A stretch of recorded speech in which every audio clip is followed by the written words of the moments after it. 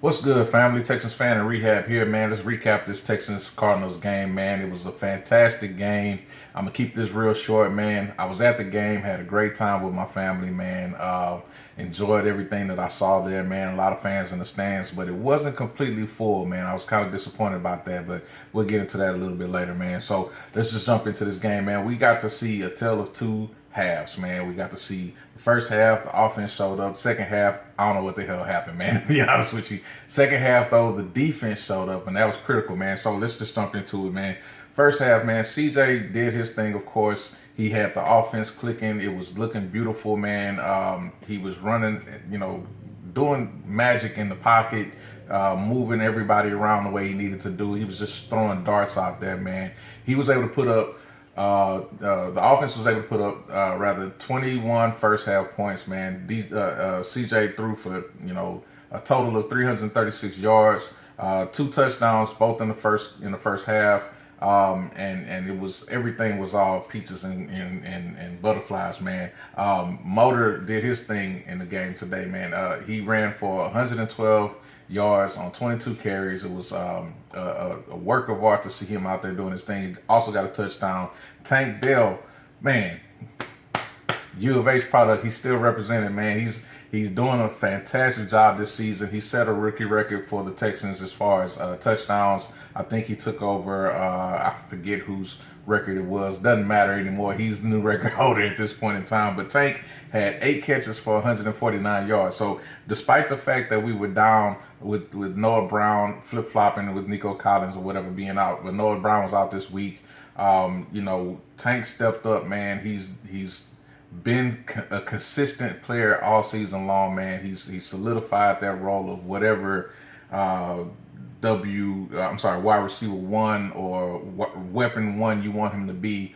Tank is definitely filling that role, man. And so it's good to see that we have some consistent output as far as production on the receiving side, man. CJ's doing his part. And so he's got to have receivers that's available to do his part. So this week was a little bit different because the Cardinals played a little bit different defense on us. And so we didn't see that same production in the second half, which is amazing, to be honest with you, because we still got 336 yards out of CJ. But, that second half was a little bit of a travesty, man. But first, I got to give credit to somebody, man. I'm going to see if I can pop that up here, man. Dalton Schultz, man, that touchdown was slick, man. That smooth criminal type of touchdown. He just sliding back into across the end zone line, man. Nobody touched him. That was pretty slick. Anyway, man, moving forward, man. Get into the second half of the game. This is where things kind of got critical. A little pressure was applied, man. So we have seen all season long that C.J. Stroud has been phenomenal with keeping the ball in, not putting the ball in very bad situations. But the reality of the situation, the reality of the situation is that if you've been watching CJ and every single pass all season long, you do know that there's been times where he's thrown it to the defensive player and the defensive player just dropped it. He's put it in a bad spot every once in a blue moon, and the defensive player has just not been able to close their hand and take the interception and do what they need to do with it or whatever. So we've been getting lucky on a lot of those things, but it's been a great result overall because up until this game, he did only have 2 interceptions, and we took that not for granted. I don't think anybody took that for granted, but definitely is something that we knew couldn't last forever. So to see CJ throw 3 interceptions today was you had you got your hairs up on the back of your neck a little bit, but let's be real, man. He's gonna make those mistakes. He's a rookie. He's gonna make those mistakes. And what I saw in the coverage on the defensive side for the Cardinals is that they played him a little bit more with zone and jumping routes, and so that's what you saw. The one end zone, the one interception in the end zone. Phenomenal play by the linebacker. He slid back into coverage, or maybe that was a safety, slid back into coverage. And when you're in the red zone like that, the coverage area is tight anyway. So it was going to have the opportunity for him to be able to cover more ground in a tighter space anyway. But he made a phenomenal play on the ball. CJ probably would have had to get it up a little higher if at all possible, but maybe an ill-advised throw. Who knows? But the one towards the end of the game, the last interception that he threw was probably the one that's cornerback jumped the route, and as you saw with the Cincinnati Bengals game, he had the same situation happen. outside pass. It's a lot of distance with that pass to try to get it all the way to the outside. I think in this position he was facing a rush, so he was rushed to get the ball out a little faster than what he wanted to. Tank was running on a flat route going out to the out of bounds line, and if Tank had just a second longer to turn it upfield, might have had a different outcome. But as far as placement of the ball, it was pretty much placed where it was supposed to go. But the defensive player made a great jump on the route. He knew exactly what the route was. It's not that many routes in the in the route tree, and so he read it right. He jumped it. Apparently blew out his groin while he was doing it. So, it took a little bit of athleticism to do that, but he accomplished the goal of getting that interception. The only bad interception that I saw was the one that was across the middle, and I can't really say it was bad on account of CJ as much as it was on account of Robert Woods. Robert Woods, my old baseball coach back in the day used to say, if it hits you in the hands, you got to catch it. You got no excuse beyond that. If it hits you in the hands, you got to catch it. So Robert Woods used to, it was going across the middle, and he made a play on the ball, and for whatever reason, the ball got away from him. He wasn't able to do what he needs to do with the ball. But because of that, the ball ricocheted, and it tip drill style, and it ended up in the hands of the linebacker.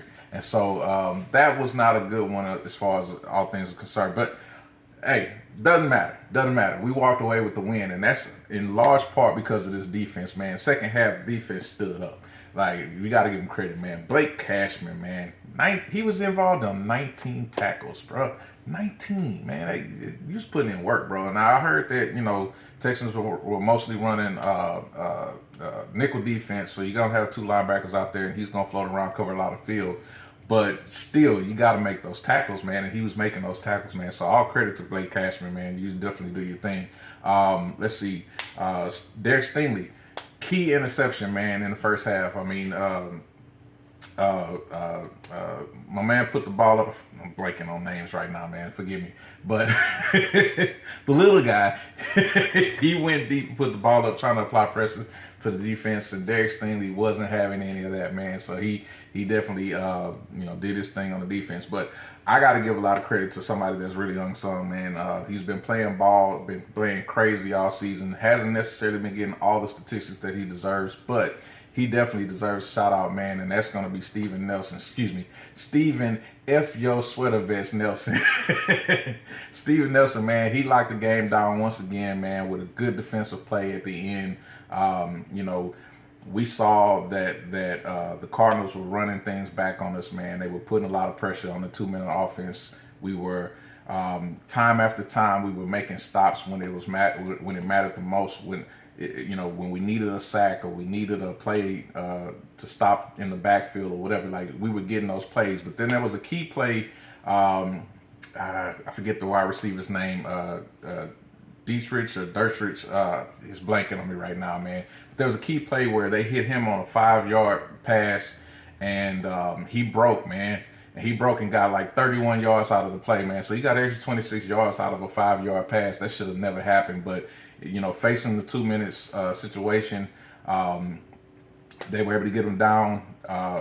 Being that they were up 5, it wasn't a field goal situation opportunity, so they were going to have to go for it. But then we were able to apply pressure, clamp down, and Steven Nelson came through, knocked the ball away. And, Texans walked out of there with a win, man. So being that this is my first game to be able to attend this year, this was a glorious event for me, of course. I was able to bring my whole family with me, man. That was pretty dope. But we got to see kind of the yin and yang of what this team has been. It was beautiful to see the defense step up when the offense could not. But it was also semi-terrifying to see that we finally got to a point where the offense kind of shut down for a half. And I think we saw that early in the season, but it's been a while now, you know what I'm saying? So with the general idea of we don't want to ignore in victory what we otherwise would in defeat, we have some things to address for sure, man. Bobby Slowe's been killing it with the play calling. And to be honest with you, the play calling was not bad most of this game. There were just sporadic plays here and there that just didn't sync up. I think I remember seeing a play early in the game, and forgive me because, again, my memory is not, on par with all of this stuff, and I don't have a whole lot of notes with me today, but I think I recall seeing a play that we did a bubble screen or some random play, and we didn't convert on it. And I think it left us with a long down and distance, kind of like early in the drive. It was, first or second down, and we had an opportunity to get a little further.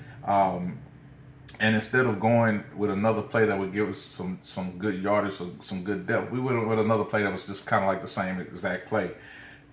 Early in the drives, first and second downs, you don't want to kill the drive with two consecutive negative plays or two consecutive plays that get you nothing, because now you put all the pressure on CJ to try to convert on a third down and long play. We see this time and time again, but I think the stacking of the plays is really kind of the scheme that I'm talking about more than anything. And I've seen that in other games, of course, but this was one of them that I thought was kind of ill-advised. And I hate that I don't have the exact plays and the moments in the game when it happened.